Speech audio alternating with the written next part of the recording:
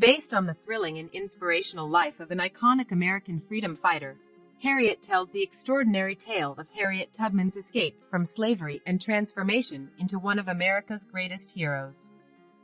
Her courage, ingenuity, and tenacity freed hundreds of slaves and changed the course of history.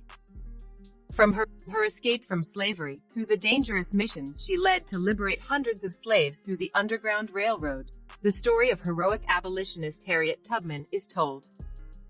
Minty, Cynthia Erivo, a slave on a southern plantation, lays in the field having flashes of images cross her mind. Since a head injury from a beating by her slave owners, she has had visions, flashes of the future, which she believes are messages from God. Her husband, John Tubman, Zachary Momo, a free man, arrives to tell her good news. They have secured a letter from a lawyer proving that Harriet's mother was supposed to be freed, and that therefore her children are free as well. When they approach Mr. Brodess, the owner of the plantation, he tears the letter up and cruelly denies the request. Minty cries and prays to God for Mr. Brodess to die, which he does shortly after. His son, Gideon, Joe Alwyn, who grew up with Minty, heard her praying and is furious. He decides he's going to sell Minty downriver, where she will never see her family or husband again.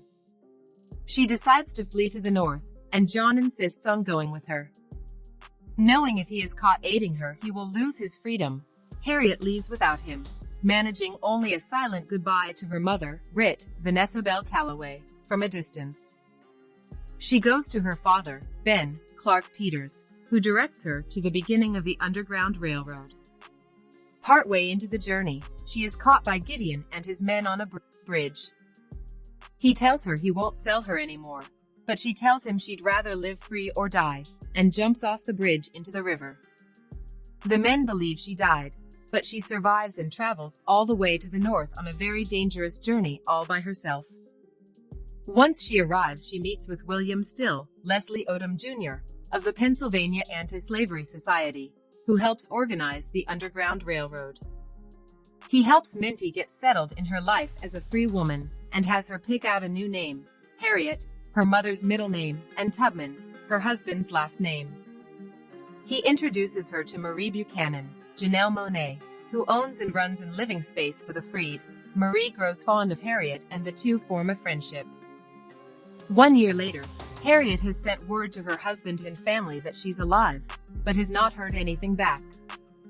She tells William that she needs to go back to get her husband, but he insists it's too dangerous. She persists, and Mare and William help her get prepared to return to the South using fake papers. Meanwhile, Gideon and his mother Eliza, Jennifer Nettles, are in a state of disarray, with the plantation not making as much money as it should. They've decided to sell several of Harriet's fathers to make ends meet.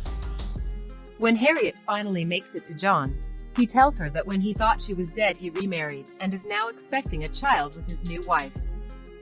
Harriet is disgusted and betrayed, but John points out that she's the one that left him. Devastated, Harriet goes to her father and wonders why God sent her back there, but then her father tells her that her brothers are being sold and they need to flee north. Harriet realizes this is why she came back, not for her husband, but to help her family.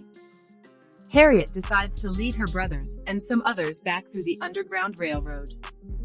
She wants to take her sister, but her sister is too scared to flee and has stayed at the Brodess compound. Harriet's mother has been freed and is now staying with her father, but he says he won't leave while any of his children are still there. Walter, Henry Hunter Hall, a young black man, spots Harriet and her crew and reports back to Gideon about their whereabouts in exchange for money. He also brings along Abraham, Willie Racer, a violent man who, though black, is known for catching runaway slaves. They track Harriet and her group. In the dead of night, they are headed towards the bridge, but Harriet has a vision of the men at the bridge, so instead she wades into the river. At first her crew thinks she's insane, but when she's able to cross the river, they follow her, in awe. Walter witnessed this and decides to lie and not tell Gideon where they went. Harriet successfully gets her group north, and becomes one of the most successful conductors on the Underground Railroad, going back and forth bringing multiple groups north. In the South, the angry plantation crew complain of the mysterious Moses who is helping their slaves escape. They believe him to be a white abolitionist. Harriet receives word from her father that her sister has died, and is devastated. She tells William that they failed her. She meets other abolitionists and gives an impassioned speech on why they must keep fighting. Sometime later, the Fugitive Slave Act is enacted, which allows Southerners to come to the North and recapture slaves who are already free. William tries to get Harriet on the ship with all the freed slaves that is headed to Canada, but Harriet goes back to say goodbye to Marie, only to find Gideon and Abraham beating her for Harriet's location. Marie sees Harriet and notions for her to get out, saying her job is more important than all of them. They leave, but not before Abraham kills Marie, devastating Harriet.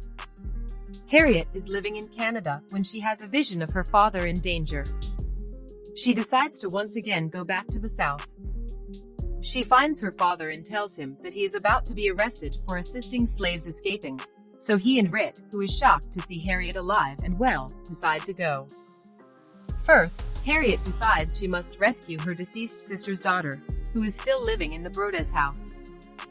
During the evening, Gideon and Eliza meet with angry debtors who say they are owed money, but Gideon and Eliza insist that it is all Moses' fault for stealing all their slaves. While they are out, Harriet enters their home, holds the children at gunpoint, and ties them up, allowing her to leave with her niece. Harriet has a group of slaves in addition to her family that she leads out of the South. Gideon and Abraham track them down, and Harriet has Walter continue to take them to freedom while she stays behind and lets them chase after her. Gideon demands Harriet be taken alive, but when Abraham angrily tries to shoot her, Gideon shoots him in the head. Harriet is able to get the drop on Gideon, shooting him in the hand. She has him on his knees at gunpoint, but rather than kill him, tells him he's going to die on the Civil War battlefield. She tells him God did not intend people to own people, and triumphantly steals his horse and rides off. Later in 1863, 2 years into the Civil War, Harriet leads a raid that frees 750 slaves. She returns home to Canada where she lives with most of her family that she rescued, a free woman. If you have any question, suggestion, or contribution, put it on the comment section below. We will get back to you as soon as we get your message. Thanks for watching. Kindly subscribe. God bless.